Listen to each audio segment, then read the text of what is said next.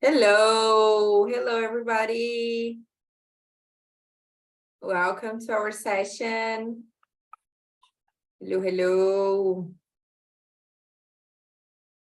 Welcome. I love see people joining us like super fast. Thank you so much for being here. Hi, Carmen. You were at the last session I did of August Gateway. Hello again. Nice to see your name here. Hello, guys. Please feel free to share where you are from, where you are based, what time is that in your country, on the chat with us. As you already know, I guess you already know the panelists here. I'm Giovanna Lamadri. I'm the community manager for GUS marketing team. I'm here to host this session.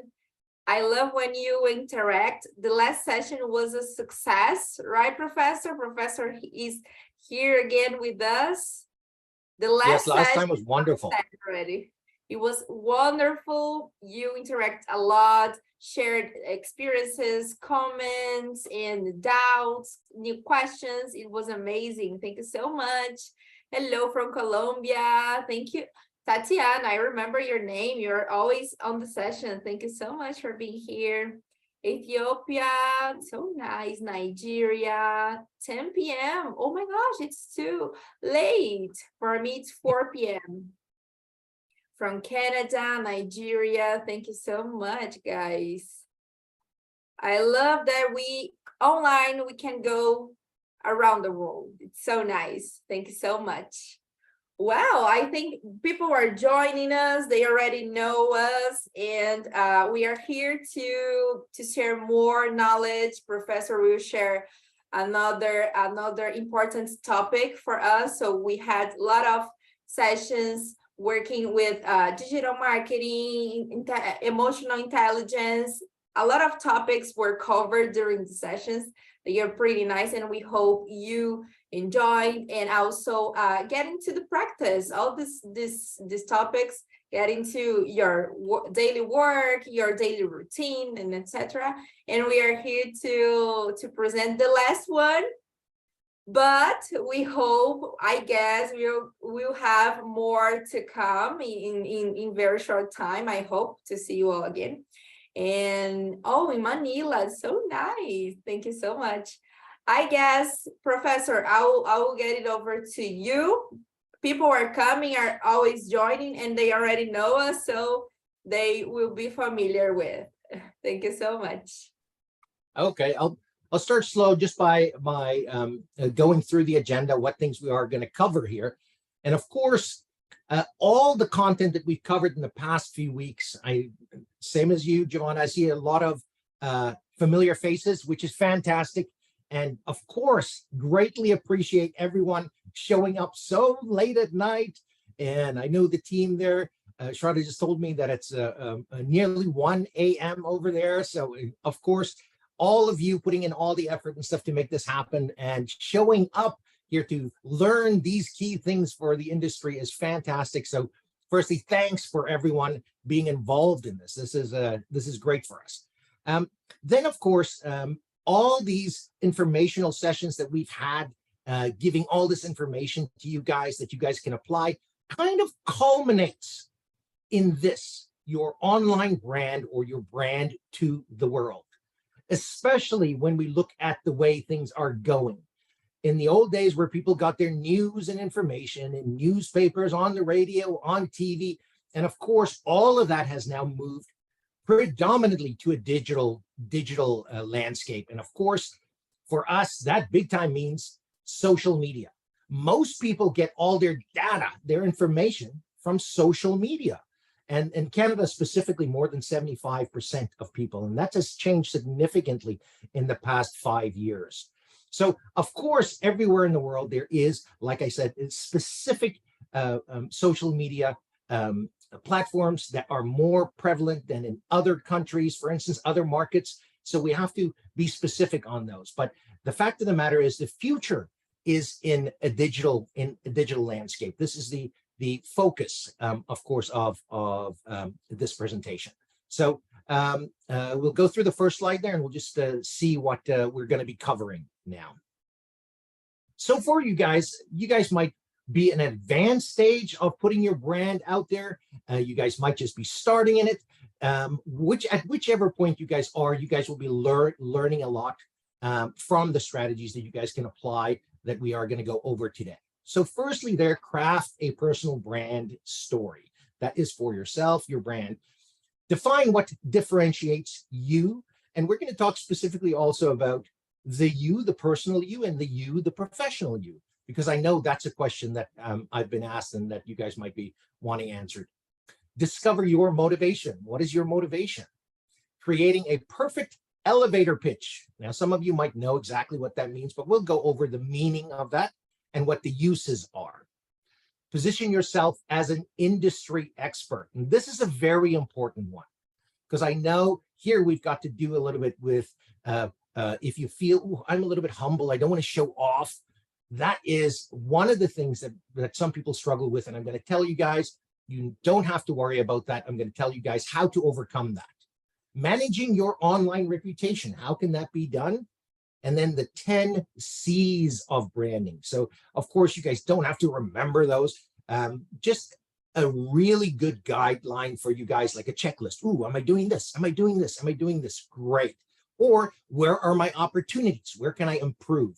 That's what this list that we're going to give you in terms of the 10 C's for branding is.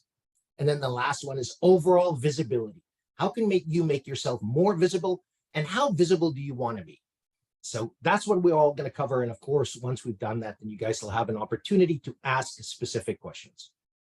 So let's move on to the first slide. Discover your motivation. Now, I've made a point here for myself to tell you guys, when we're talking now about your motivation, we'll have to differentiate a little bit, because we all have our personal motivations. I want to be a good family member. I want to be a good citizen. I want to be good in the community.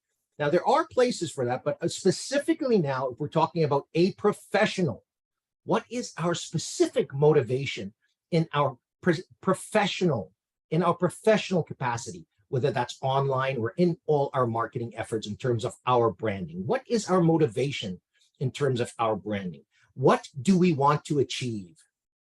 Professional motivation, exactly. So two things. It's really tied into two things. The first one is, what is our goal? What is our goal here? What do we want to achieve? And that is what motivates us. Secondly, it is, how will this brand be used? So what do we want to achieve? How will this be used? And that is a real good guideline for us. Once we answer those two questions, then we can say, okay, now we can form our motivation here. Now, of course, we have personal motivations, professional motivations, but the key things we have to look at here is, what is our goal? Where do we want to go with this account or with this brand that we're creating? And what is the use? What is the use for us? Okay, you can move on. Now, here's a very important one. Craft a personal brand story. Now, I know a lot of you are going to ask, well, what's a story? Like, how do I write a story about myself? Now, story is kind of a nice, eloquent way of just saying, what is your story? And in life, we all tell ourselves stories. I have my own story about what happened in my life, how I grew up, what I experienced, the people who influenced me, as do all of you. You all have your own stories that you tell yourself about your life.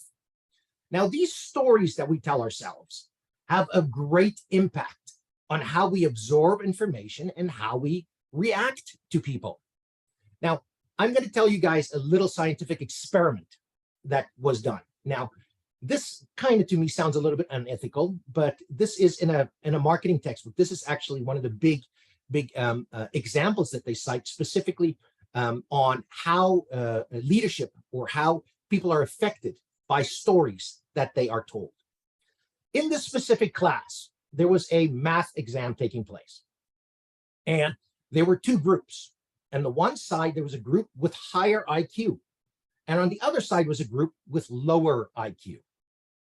Now, they knew this. but they were a little bit sneaky. So they went to the group with a higher IQ and said, oh, sorry, we know you have a lower IQ, so we're not expecting too much from you. These questions might be a little bit hard. And then they went to the people with a lower IQ and they said, well, you guys have a very high IQ, so sorry, but this is going to be very easy for you guys. Now, what do you guys think happened in the test when they did the test? What do you guys think happened? If there was no intervention, of course, the people with a higher IQ would have or should have scored higher than the people with the lower IQs. But in this case, as there was this intervention, what do you guys think happened? Who scored the highest? The people with a lower IQ or the people with a higher IQ? Let me see. What do you guys think in chat?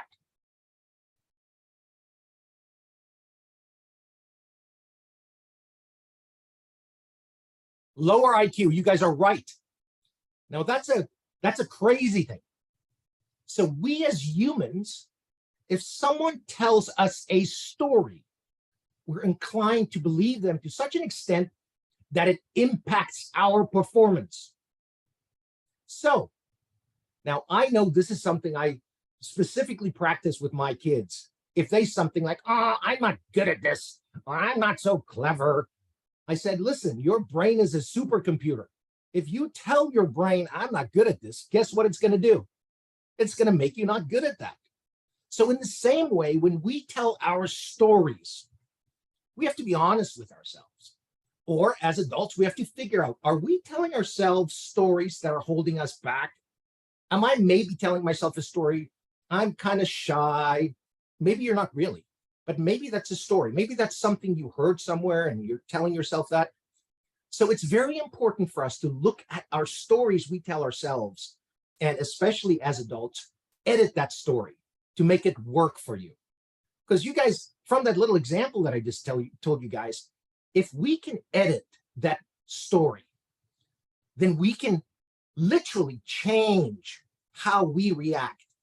And that is, it sounds crazy, but for years in this movement, this self-help movement, people have talked about this, writing affirmations, speaking affirmations, and even things like, you guys know, like there's all these successful courses, books that come out, and they talk about affirmations. Now, this is not something woo-woo. When we look at the study here, and the very basic thing is, if there's a story, we're kind of going to listen to that story, or we're going to believe it. And of course, if we have a story that's not serving us, we have to adjust that story. Now, there's another thing here called narrative. So that's our story. A story is normally something that you say has a beginning, middle, and end. Narrative is a long-term process. So your narrative in your life is that direction. That's the thread that goes all through your life. And you have all these ups and down stories in your life. And the narrative that you drive is that thing that's going to make sure that all these stories take you to where you want to be. So one of the things that I would advise you guys to do, and that is for your personal lives and professional lives, is make sure that narrative is on point. All these little stories, all these things that happen in your life, is it moving you to the direction you want to be in? Are you moving in the right direction? And you can think of it, once again, I said this last week, this is one of my favorite things to think of, ways to think of it, is we're all going down a river of life. And we can all just follow the stream, or you can direct where you want to go. So this is kind of like that. You want to form a narrative for yourself that says, these are the goals, and these are the little stories that I'm going to implement in my life to make them happen. Now, specifically, when we bring that down to a brand perspective, that's where I said we might want to differentiate a little bit, because especially if we're going to show a brand online publicly, then maybe we want to differentiate and say, oh, this is my private, my personal brand. This is private for my family, and this is where I communicate with family. But this brand is the one that I use professionally. I communicate in a professional capacity, and this is where I showcase my talents in a professional capacity, engage with people in a professional capacity, and it's very highly specialized. So here, what we're looking at is one of the things I specifically wanted to tell you guys there is, when you are there or when you are online and you are creating this personal brand, this personal story, I want you guys, and I'm going to bring this up again later, I want you guys to realize, because some of you might be under the pressure thinking, I have to serve all these kind of customers, or I have to answer all these questions, or be an expert in everything. And you guys know that saying that says, if you try to be everything for everyone, then you end up being nobody for no one. So, or any version of that saying. The key thing here to remember is we have to determine where we want to focus and then move into that direction. And then we have to position our brand in that direction for that specific audience. Okay, next slide.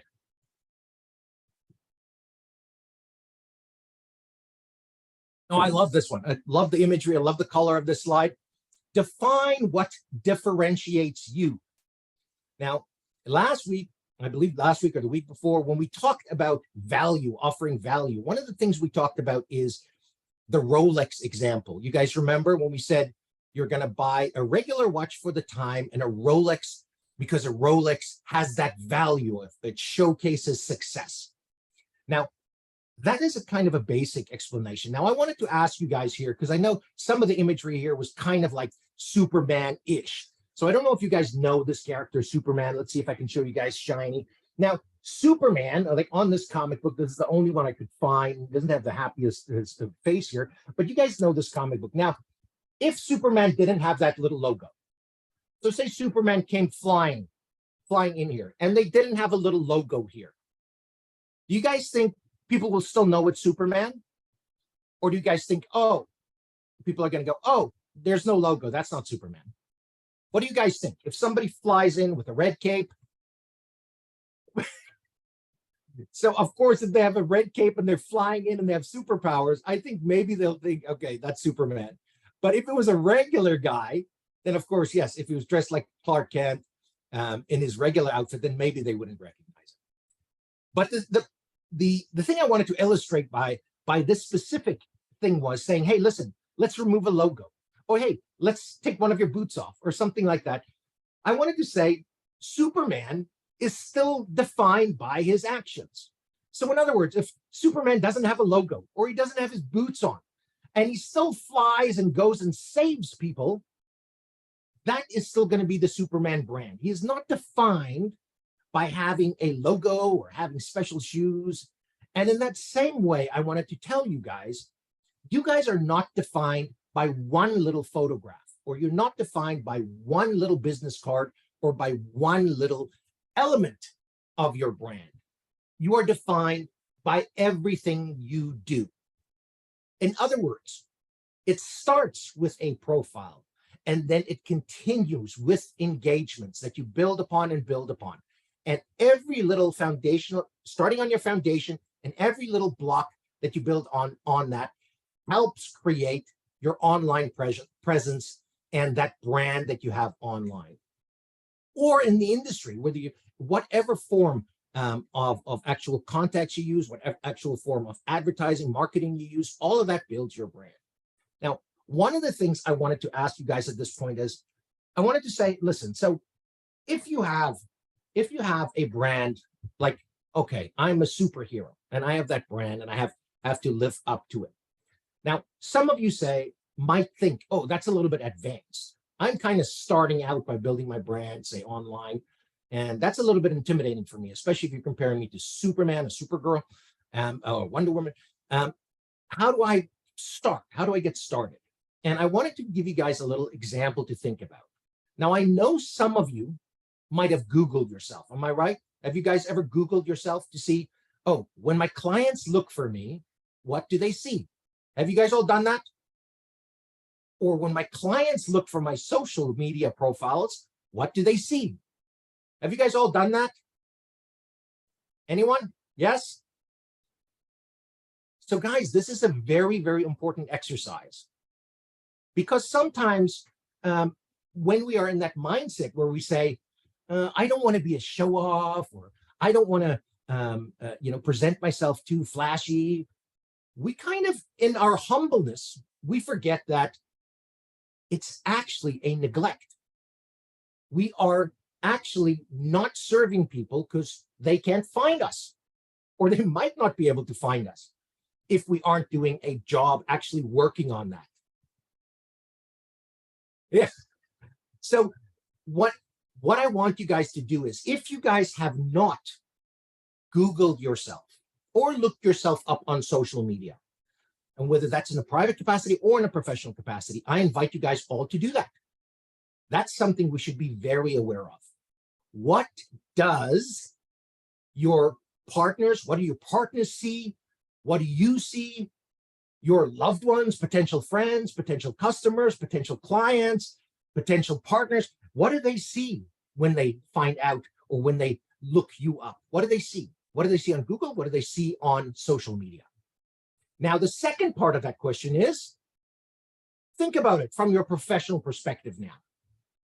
If you were to be the most effective, if you were seeing this profile, your own profile, through the eyes of your potential clients, what would you want to see? What would you want to see there to make your selection easier, to make it easy for you to decide on doing business with you? What would you want to see? And then make a list of that. Now, here's the trick. Then you have to switch to proactively go after those things. Build that brand that you want online, build it yourself.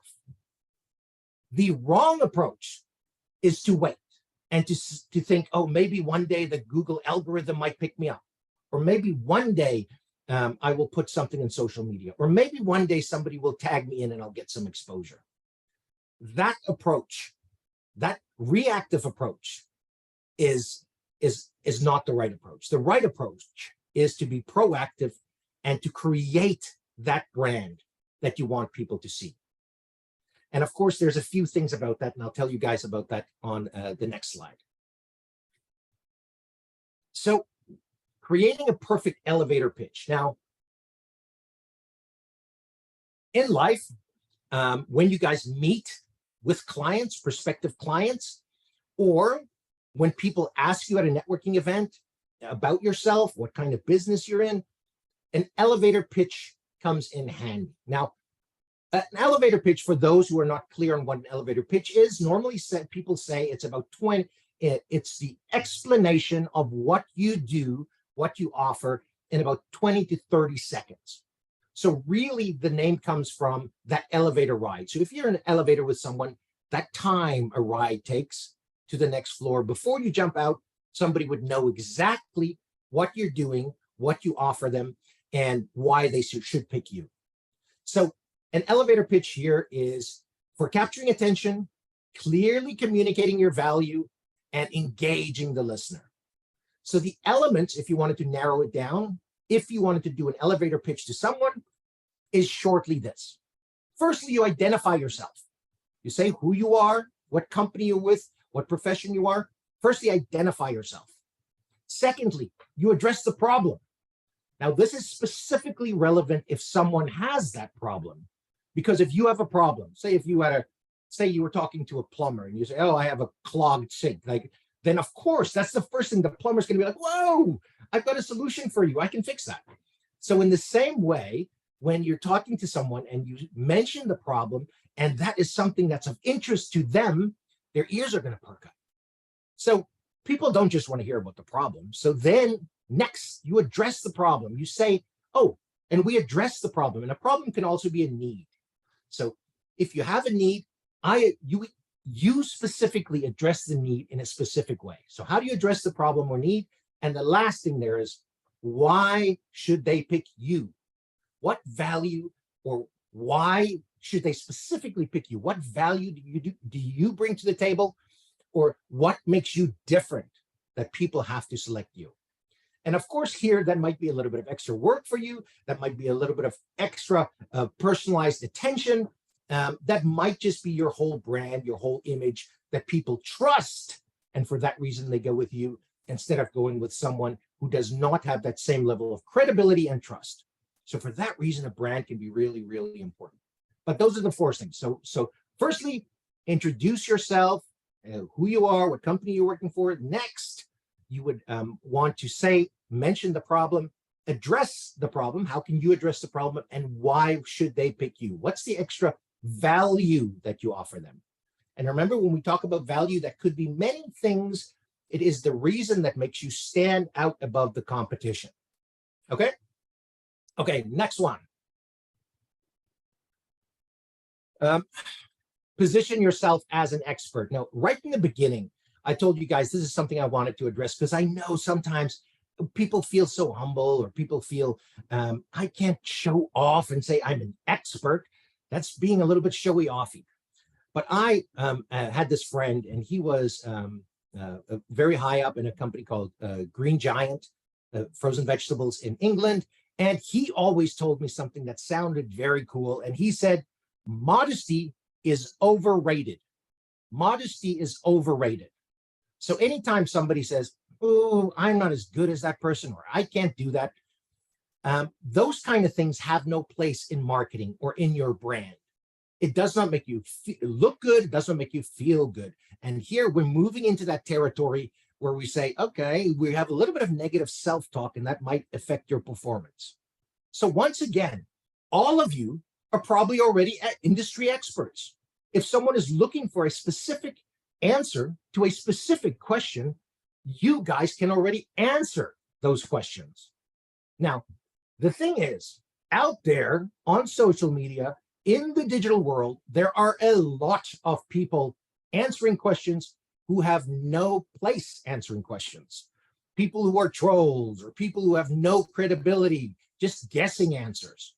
So seeing someone who is credible step up in a conversation that's relevant to your industry or your business, and consistently delivering the correct answers, that is the type of engagement that people are going to follow, and people will follow your profile.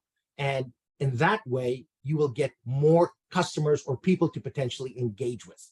So if you are an industry expert, unfortunately, you have to show people, not only through your actions, but also through your elevator pitch or your digital elevator pitch. And a digital elevator pitch might be as short as a one-line bio line in Instagram, or a short bio in Facebook, wherever, whichever platform you choose. But what I want to stress here is, like my friend said, just absolutely, there is no place for humbleness, and absolutely that modesty is overrated. So if you have qualifications, make sure that you shout it from the rooftops. Tell people how much experience you have. Tell people how many people you've successfully helped out. Show people your reviews. Encourage your successful clients to do reviews for you, because online, that is what gives you credibility. Reviews and consistent engagement. Okay, next slide. Managing your online reputation. Now, in the next slide, we're going to talk a little bit more about this, but let me talk about managing your online reputation. Now, there's essentially a few steps here. So I broke it down. I said, before you manage your reputation, you obviously want to create a presence, right? We're going to talk more specifically about how you do that in the next slide, but you want to have a presence. So once you have a presence online on specific, say, social media or on specific sites, then you want to start engaging your audiences. So become part of the conversation instead of having conversation happening everywhere and you're not involved in it. So if you engage in conversation, then that shows you are listening, you are available to answer questions, and you are there for audiences. So establish your presence, then engage, and then you have to manage your online reputation. Now, managing has a little bit to do with when you get questions, you consistently answer them. When people come and provide any content or ask questions or ask for context, you consistently answer them. So anytime there's a gap in answering, then there's potential damage that can happen to your profile. So one of the things that you have to be aware of is absence creates an opportunity for misunderstanding. So one of the things we always want to do is you always want to be active, or when you're not active, at least you want to notify people, I will be answering you within the next time frame, within the next 24 hours, that kind of thing. Managing your online reputation. Now, there's another angle to this. There is sometimes things that happen where a competitor or somebody you know might be messing with you, or a hacker might just be feeling like they want to drag your name through the mud a little bit. Now, those kind of interactions, if you have any kind of negative interaction, and this is just something I have to address, hopefully you guys never experience it, but just to address it, you don't want to give any negative interaction air. You want to smother it dead. So anytime you reply to negative interactions, especially in the world of trolls, that is what trolls want. So I would recommend that you smother that dead by blocking someone and reporting their post or anything like that. Like I said, hopefully you guys won't have anything that negative, and you guys will just have positive interactions that you can then convert to business for you.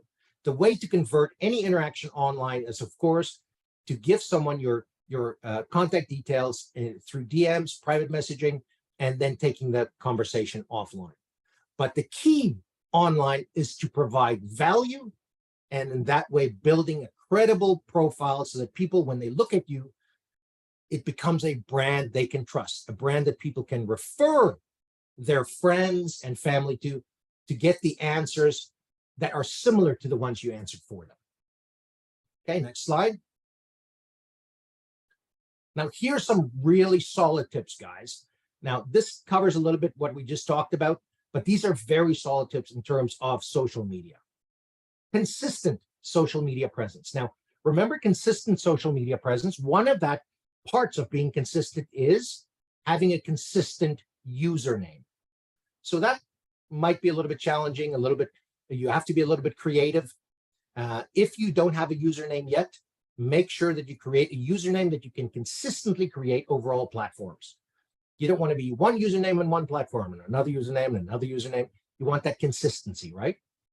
Consistency of brand image, consistency of branding, and consistency of voice.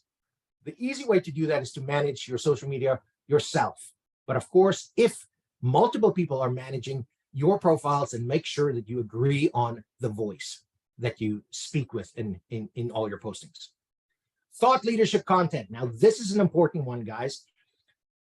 This doesn't necessarily have to be leadership content, but what you can do is, if you see a trend developing in the industry or news in the industry that you can share, then people are going to start seeking you out to find that news. So as people of habit, creatures of habit, one of the things people might do is check in with you weekly or get your feed to make sure they don't miss that important news or that important industry information that is current. So the more consistent you are with posting, the more you will train people to come to your social media profiles to find that relevant news. Attend networking events. Here, another opportunity for you to practice your elevator pitch, but also potentially to find win-win relationships, partnerships that can be really beneficial for you and your business, and of course, synergistic.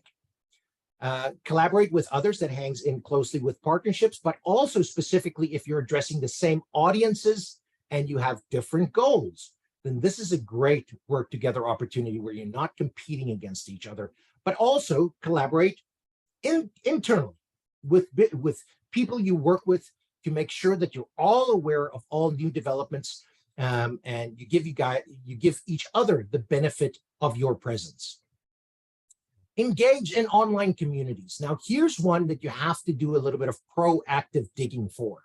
Sometimes that means setting up your own group to manage, but most of the time, I would recommend that you guys join any type of networking or online group that is presently on social media. And outside too, of course, in the real world, it's just so much more convenient digitally. Whether that's a Facebook group or any kind of specific group where you can actually engage with people, where people are looking for specific content, forums, even as silly as answering people on Reddit forums or any kind of Google questions or any place where you guys see relevant questions being answered, become part of the conversation there. That's an opportunity for you guys to stand out as an expert. And of course, then people who see where you are practicing, where you are working, and what kind of business you are in, where you are an expert, will seek you out for that information. Seek speaking opportunities. Guys, this is one of those things where you should always say yes. Now, of course, I know there's that study that said that so many people fear public speaking more than death in the US, which is a crazy statistic. But this is one of those things that your elevator pitch or speaking, whether that's in front of customers or in networking groups, the more opportunities you get to do this, these are fantastic opportunities to build your brand. Now, all these opportunities should be leveraged. If you have an opportunity where you can speak in front of a group, let's say in front of a group of business people or a group of students, the way that you leverage that opportunity and to get maximal exposure through that opportunity is to make sure that you record it in any way you can. Good quality video, good quality audio. And immediately you have assets that you can populate online through all of your online platforms where you already are populating content. And you can use it not only in the physical sense that you are there in front of people, but also you can make it work for you in the long run by populating those assets through social media. At the very least, say YouTube, and then also potentially audio clips, even podcasts. So make sure that when you have an opportunity where you can speak, even if it's for a minute, even if it's for a few seconds, introduce a topic, or speak about content that's specific to your audience, make sure that you leverage those opportunities. And it's scary, but here we have to be a little bit brave. Remember when we said, if your audience can search for your content online or look for your profile online, what do you think is the ideal profile? What do you guys think is the ideal brand to see there? And that's the kind of stuff that you have to work proactively to go and create. And the last one there, leverage PR opportunities. So any opportunity for public relations, for exposure, and especially when we're looking at multiple media channels joining hands, whether it's radio, different websites, different angles of leverage like YouTube, podcasts, or when you're working with different bodies, specifically bodies potentially where your customers are coming from. Make sure that any opportunity for exposure that you have where you can work with those bodies, provide them with some kind of value. Any opportunities like that, you always have to stick up your hand and say yes. In fact, I would say go out proactively and create those opportunities. Maybe let them know, if you have somebody who's looking for this information, I'd love to come and have a little talk about that. And then you make sure that you capture that and have that asset to work for you in the long run. Good. Next, so the 10 C's of branding. Now, I told you guys this is a wonderful list to keep in mind when you're actually assessing yourself in terms of your online brand or your complete brand. Do you think these things apply to you, or where do you think opportunities exist for you to improve on? Now, the first one here, competent. I'm sure you're all competent. You all know how to do your jobs. In fact, I think you're all experts. So that's an easy one. Now, moving on to the next one. So you are competent, but how do you showcase your credibility? An easy way is, like I told you guys, to show people by doing. And that is answering questions. But also, people are kind of lazy. If they wanted to have, just in a quick wink of an eye, wanted to have a look and see who is this person talking here, then you should have that credibility there in your profile, or explain to them, positioning yourself as an expert. So make sure that they immediately know this is someone credible talking, or if they want to engage with someone credible, this is where they can find you. So that's very important.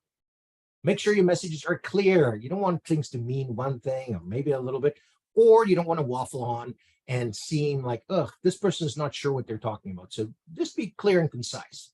Compelling. So being compelling is quite simply be interesting. So if you are going to be presenting something interesting to a specific group, make sure that it's relevant to them and you're addressing those burning questions they have, or do something interesting that they find is valuable. Being consistent. Now, especially guys, if somebody is presenting a product or a business proposal or some value proposition to someone, you guys know if somebody suddenly drops off the radar and you never hear from them in a few months, then you're probably going to go to someone else. So for us in our busy lives, maybe sometimes we have a little bit of a slump where we're really busy with some courses, we're really busy with kids or family or doing some holiday. And during that time, maybe our consistency could potentially drop off. So we have to be careful because our audiences read stuff into that. They might read into it, oh, this person might have changed careers, this person stopped doing this business. So for us, we have to consistently continue what we were doing in terms of engagement and in terms of posting content on social media. Constant. So we have to constantly, consistently posting stuff, and we have to be constant in terms of just our presence. Now, if we do anywhere along the line disappear somewhere, or even if it's an office situation where we have people contacting us, instead of having a situation where you just drop off the face of the earth, make sure that there's someone standing in for you, someone to look after the queries of your clients or to address their needs. You have to be confident. Now, this is a kind of a hard one, guys, and that kind of hangs in very tightly with being an expert, positioning yourself as an expert.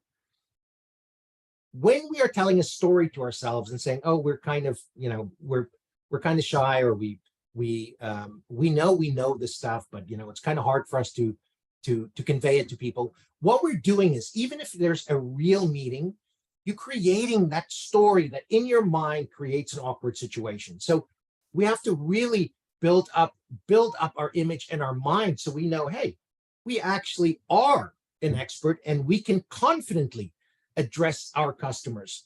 And in that way, it builds up our confidence in dealing with customers.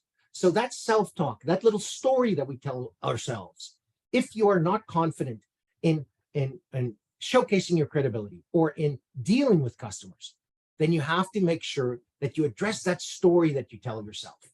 And if you, for some reason, feel, you know what, I'm not the best at addressing this specific thing, then we have to go back to the start there when we're talking about competence.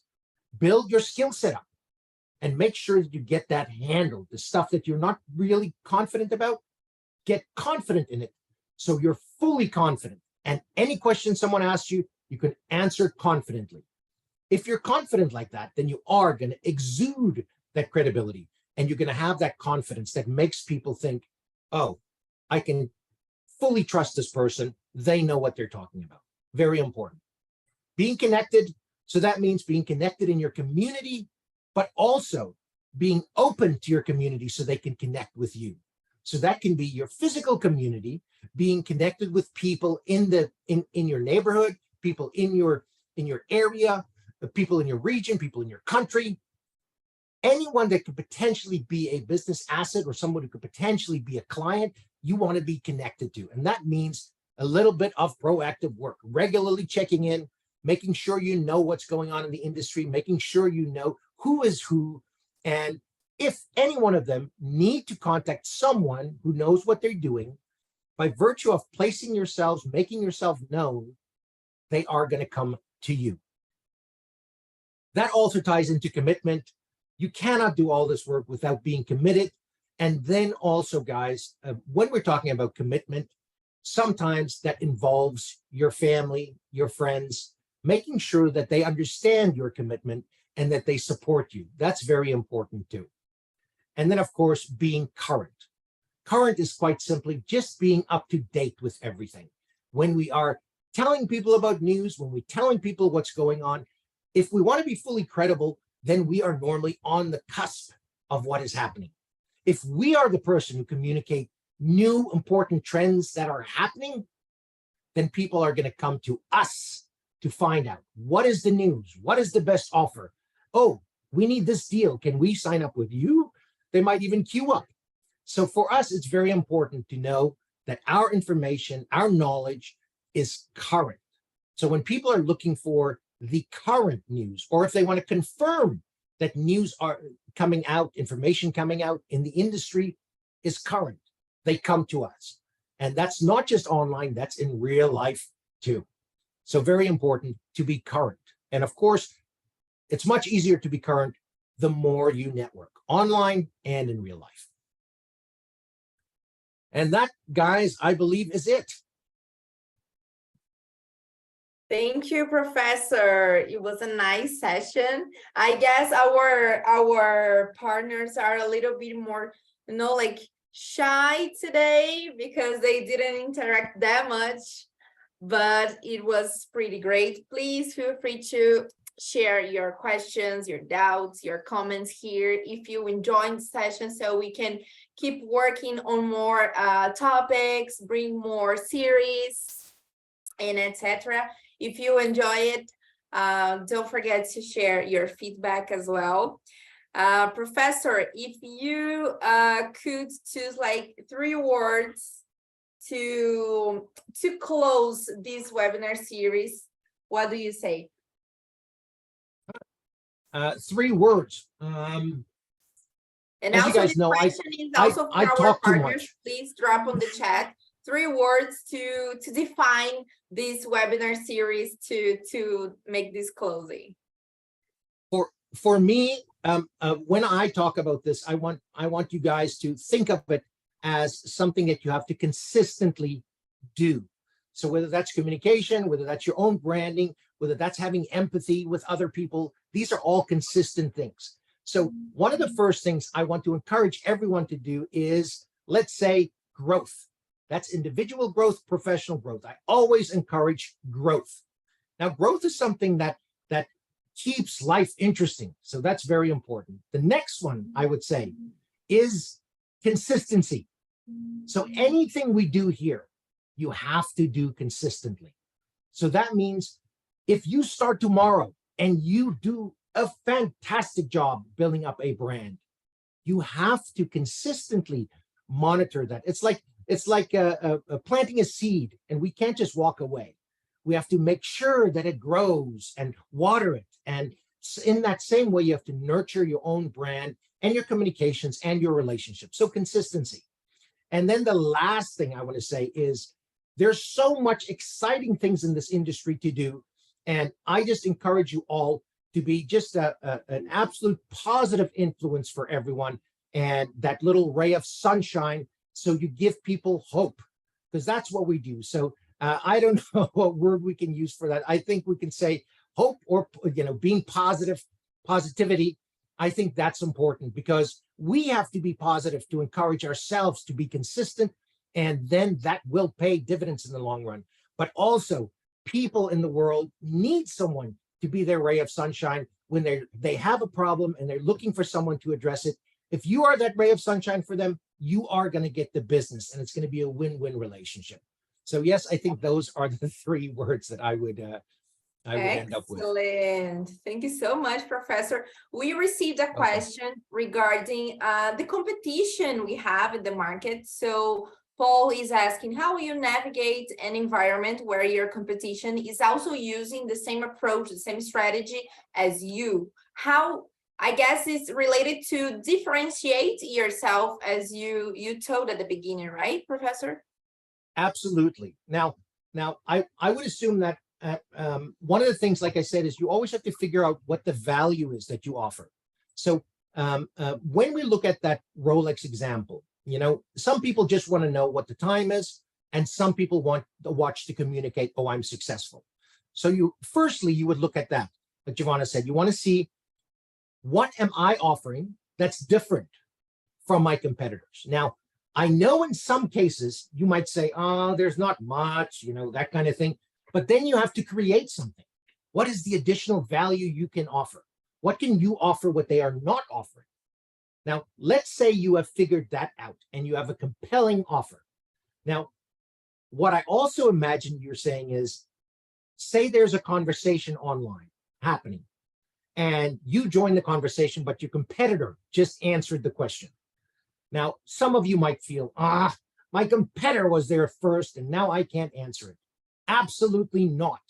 You make sure, well, I'm not saying you have to engage your competitors, but you answer a question or you answer it to the best of your ability and make sure you are present in a conversation. Don't shirk away from your competitors being in a specific area and then think, oh, now I can't be there. Absolutely not. You try and make yourself presentable at every opportunity where a conversation is taking place. And of course, present yourself professionally and politely, even to your competitors, because who knows what the future brings. Maybe one day you guys are going to work together or be in the same business together or whatever. You want to just always be a positive influence, because if there is a kind of bit of cattiness or argumentativeness coming from one of the parties, that's damaging to a brand. So all I can say is never shirk away from, if there is another competitor, for instance, in the same conversation, just present your professional opinion, make sure you are part of the conversation, and because otherwise it'll appear like they are professional, they are more professional, they are present while you are not. So that takes a little bit of confidence. And of course, make sure that your answer is perfectly correct. People, when they compare the two and they see, oh, this one has some grammatical errors and this one is kind of wrong, and you have the right answer, then that's going to make that selection of the right person to do business with very easy for your customers. Does that make sense? I Welcome, think guys. so, because everybody's appreciating the answer. Thank you so much. Again, does anyone have any other question? It's the time. We are a little bit upset to end up this webinar series, but I hope we can be here once again soon, right? Bringing other topics. So that's why it's important to have your feedback. We've been collecting through the sessions, and it was very positive, and it's important for us because Gas Academy can bring a lot of content and a lot of topics, important topics for you as well. We received another one. Which of the social media platforms would you recommend for brand awareness, focusing on branding? So one of the social medias that has the most, and I know you guys are going to say, oh, that's so old, or it's not cool, or and all of that stuff. But if you are not on Facebook, you have to be on Facebook. Facebook is it is the social media platform with the most penetration in every market. So it is the first social media that gets adopted, and it's adopted by elderly people as well as young people. Now, I'm not saying young people actively participate on Facebook, but remember, whatever your business is, there are various audiences involved in making the decision. So if it's a student, for instance, their family might be involved in their decision. Their family might be making their decision for them. So those kind of things are very important for us. Plus, Facebook has excellent functionality. So in other words, if you want to run a specific campaign that is focused on a click-through, or somebody actually texting you on your WhatsApp number or on a phone number, click-through action campaigns, you can really do a low budget action campaigns and get really big yield on Facebook. Additionally, on Facebook, there's a review function, guys. So that's very, very important. For your credibility, some of the things that I think you guys should really focus on, especially if you guys have good relationship with some of your customers, even previous customers, call them up. Say, hey, listen, we had a great working relationship. Tell me, were you happy with your service? And if they say yes, then say, would you mind taking a second to create a review for me? Reviews that are important: Facebook reviews, Google reviews. So for Google reviews, you will have to create a profile for yourself, a Google profile that's public as a business or brand, or your company might have a Google profile already. So utilize those to get good traction in terms of reviews. Those guys, they skyrocket your credibility. You guys can imagine if you guys are going to a restaurant and you look up the restaurant. You go, ooh, this one's got bad reviews, and this one's got great reviews. What's the next thing you're going to look at? Maybe you're going to look at photographs. So if you can do a photo with your customers smiling and happy, tag your customer and tag yourself in, do that. Show them what great relationships you have with your customers. Even better, do a video with them. Hey, what do you really like about my service? What was great about my service? And then they can tell the world how great you are. So I would start with Facebook, but of course, when you've got videos, you can post that on Facebook, Instagram, TikTok. You can move it anywhere. So if you focus on creating the assets, then you can populate them through any social media. Just make sure that you do a little bit of research before you start on all these social media, that your username that you pick is available on all the platforms. So you can have that consistency from the beginning rather than later when you go to another account and somebody looks up your username and think, ooh, this is a funny website, or this is a funny platform. So make sure that you can have that consistency from the beginning. Awesome. Good. Thank you, Professor. We have Welcome. one more, I guess, to the last one. Regarding the C's of branding that you showed, we have 10, right? Yes. They are asking, is there an order in terms of importance, or all are equally like the same important as the same? Well, I think it all starts with I guess we can come back to the slide of C's, please, so we can check.